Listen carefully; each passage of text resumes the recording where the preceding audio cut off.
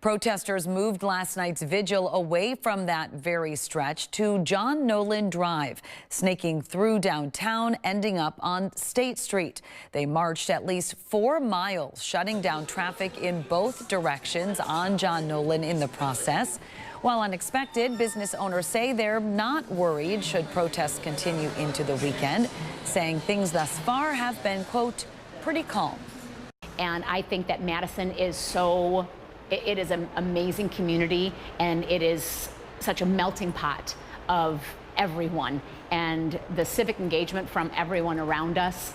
I love that voices can be heard, hopefully without any type of violence or any destruction to businesses or personal property. But this is just an amazing town.